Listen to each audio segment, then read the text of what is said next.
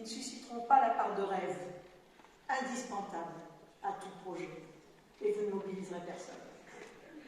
Mais pour que vos projets réussissent, il vous faudra vous engager pleinement. Sinon, vos plus beaux projets, vos plus séduisantes stratégies ne seront rien, ou resteront de très pâles réalisations. Vos projets, qu'ils soient personnels ou professionnels, ne transformeront votre vie que si vous vous y engagez personnellement, que si vous y injectez toute votre énergie et que si vous y défendez toutes vos convictions. Et puis, ayez la patience de vos clients, comme Thierry eut la passion de ses étudiants.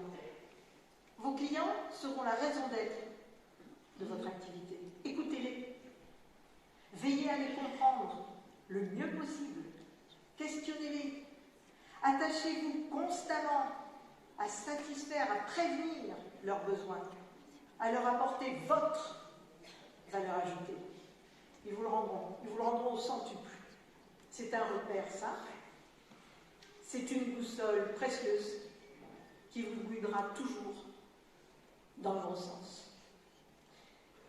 Enfin, au-delà de la capacité que vous devez avoir acquise de mettre en mouvement des communautés de travail dont vous aurez la charge, n'oubliez jamais que la finalité humaine de vos activités ou de vos projets est primordiale.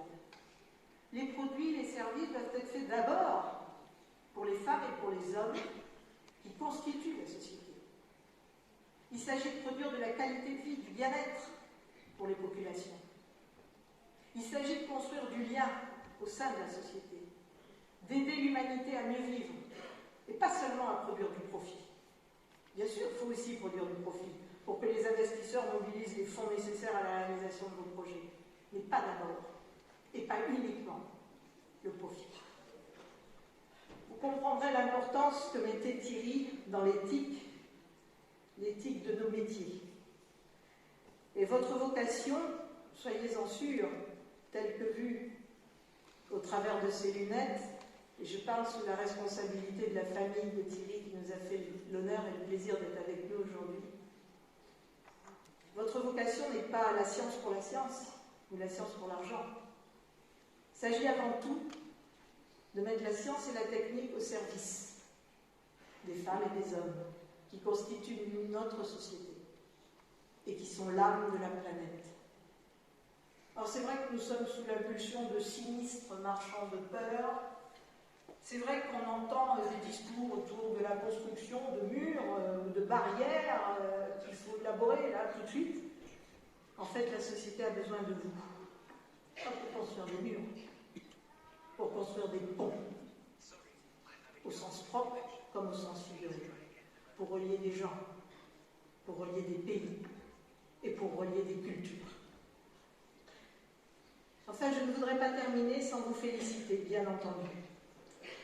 Mais je crois peut-être encore plus féliciter vos parents et vos proches. Vous savez, ceux à qui vous avez dit 10 fois, 100 fois, j'en ai marre, je ne vais jamais y arriver, c'est pas possible. Vous voyez ce que je veux dire?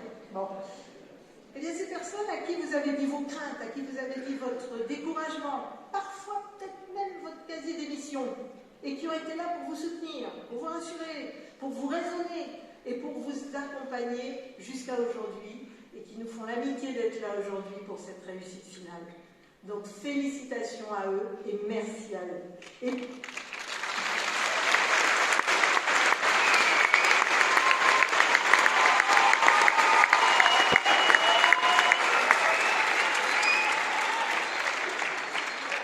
pour conclure, je voudrais juste utiliser une phrase que j'aime beaucoup, une citation d'Albert Einstein, le président étant, je ne sais pas s'il faut le qualifier de mathématicien ou physicien, je crois qu'il est un peu flirté avec les deux.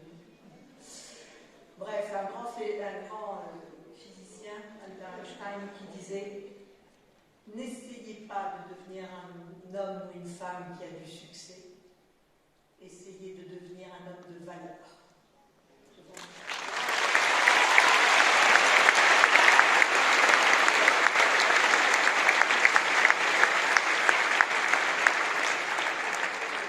Un our foreign students. First of all,